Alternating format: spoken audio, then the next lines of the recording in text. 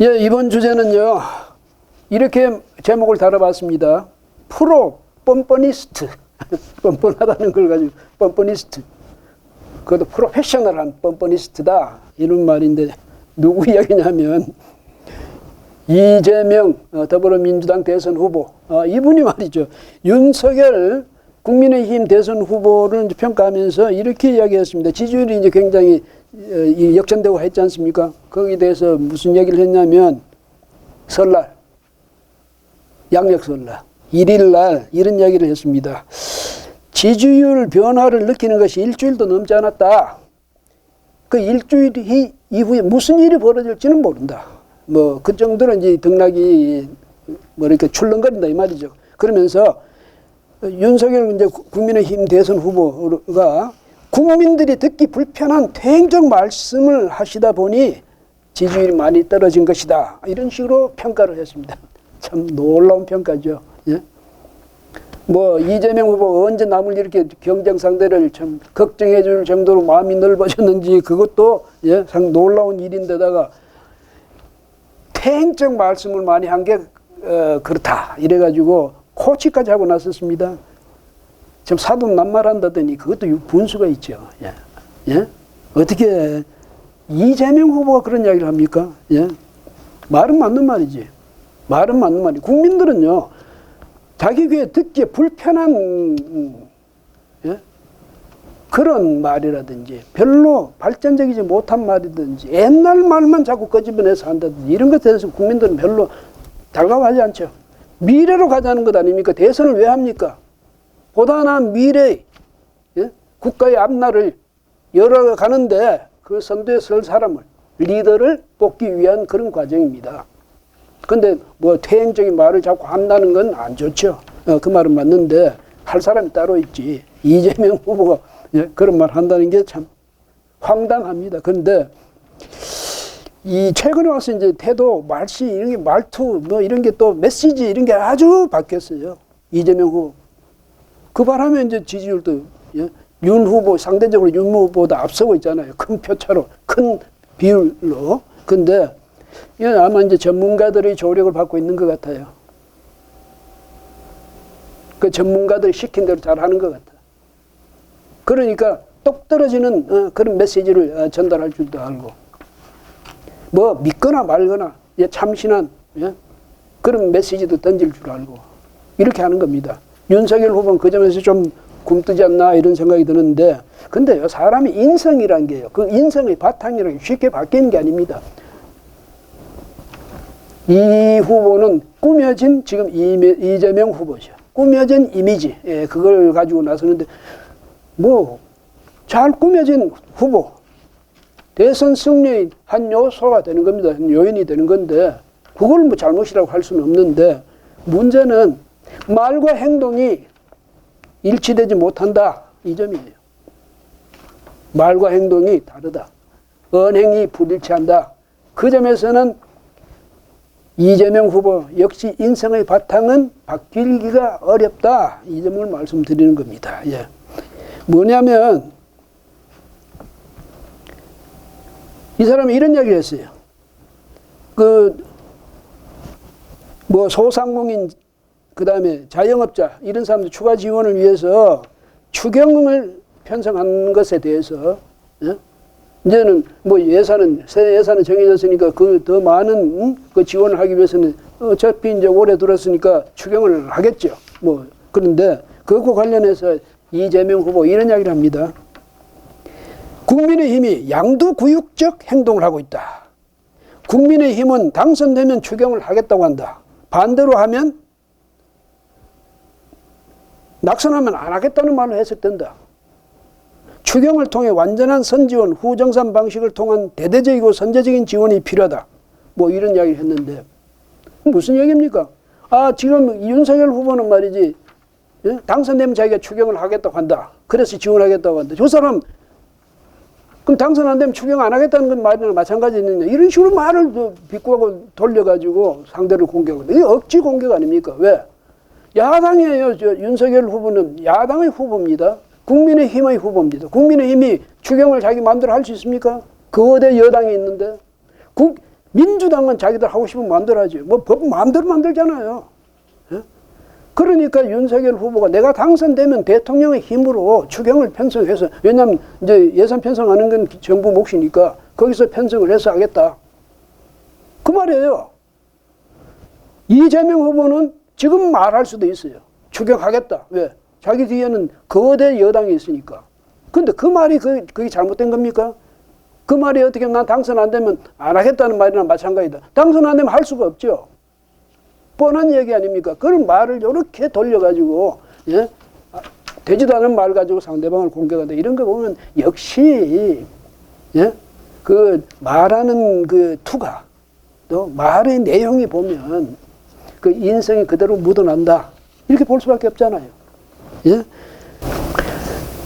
그리고 또 이제 양두구육이라는 이 표현에 대해서도 좀 말씀을 드려야 되겠네요. 양두구육 다 잘 아시겠지만은 양의 머리를 걸어놓고 그 안에서 뭐 파느냐, 개고기 판다 이 말이에요. 양두구육. 뭐 양두마박이라는 말도 있습니다.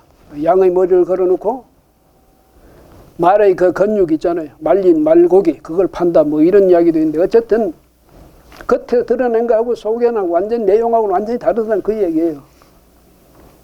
그런 이야기를 어떻게 이걸 국민의힘이, 예? 추경을 뭐 당선되면 추경하겠다 이 말에 대해서 그런 식으로 양두구육이라고 표현할 수 있습니까? 예? 상대방을 공격하더라도 이렇게 억지 공격을 해서는 안 되죠. 그러니까 말을 이렇게, 예? 표현을 이렇게 만들어서 쓴다. 이것은요, 그야말로 악의가 배어있는 그런 표현이다. 예, 이 점에서 참 유감스럽다는 말씀을 드리고요. 이게 그러면 이 후보는 정말 자신은 많이 변했습니까? 바뀌었고, 예? 그 다음에 윤 후보는 양두구육이고 그랬습니까? 만약에 정말로 개과천선했다면 박수를 보낼 일이죠. 예?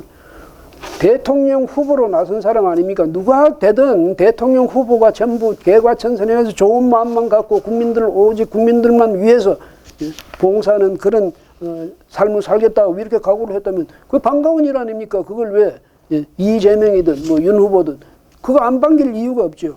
근데 실제로 이번 하는 행동을 보세요. 형수 욕설한 걸 가지고 그렇게 사과한다고 그러고 눈물까지 흘리고 말이죠.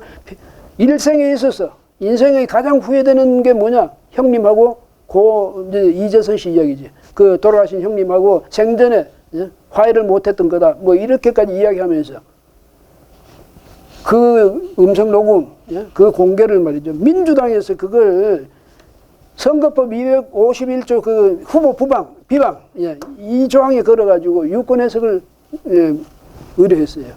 중앙선관위에다가. 그거 막으려고. 전에 말이죠. 그걸 무슨 그 음성 녹음 그 유튜브 그걸 못하게 막았죠. 예? 그 다음에 뭐 그것을 금지하는 가처분 신청 냈죠. 지금 또 그걸 가지고 녹음 못 듣게 하는 거예요. 녹음을 못 듣게 하는 거예요. 자기가 욕설해놓고 자기 말을 국민들이 못 듣게 해달라는 거예요. 그 양심적인 말입니까? 그게 정말로 개과천선한 사람 말이에요? 형수한테 찾아가 사과는 하지도 않고, 예? 국민들을 향해서만 사과를 하고. 그 다음 또 그 장영하 변호사라고 있는데 이 사람이 굿바이 이재명이라는 책을 썼어요. 지금 뭐 공전의 히트라고 그럽니다. 저도 그 책 사러 갔다가 못 샀어요. 책이 떨어져가지고. 근데 인터넷에 이제, 주문해가지고 뭐 곧 이제 받아보게 될 텐데, 그 보면 말이죠.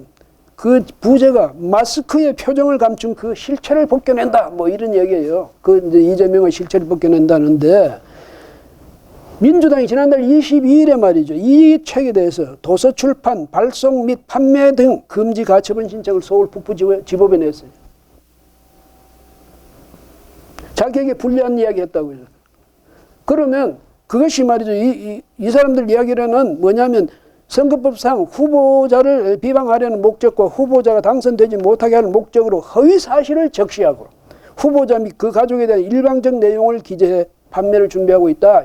그렇기 때문에 가처분 신청한다 이랬는데 뭐가 허위인지, 예? 뭐가 일방적인 내용인지 그걸 전체가 다 그렇습니까? 그 중에 일부입니까? 그걸 분명히 해야죠. 뭐가 이거는 허위다. 뭐가 이것은 일방적인 내용이다.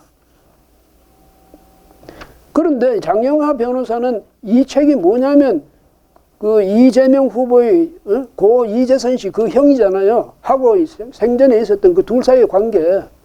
그걸 옆에서 지켜보면서 자기가 누구보다 잘 아는 입장이니까 그 점에 대해서 썼다는 거예요. 그 점말을 이재선, 이재명 갈등, 대립 그 점말을 소상하게 이 책에다가 썼다는 겁니다.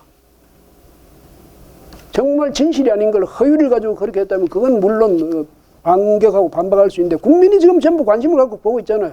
뭐가 허위인지 이걸 이야기를 해야 될 거 아닙니까? 그냥 무조건 난 책 내면 그냥 막아버립니까? 그런 사람이 대통령 돼요?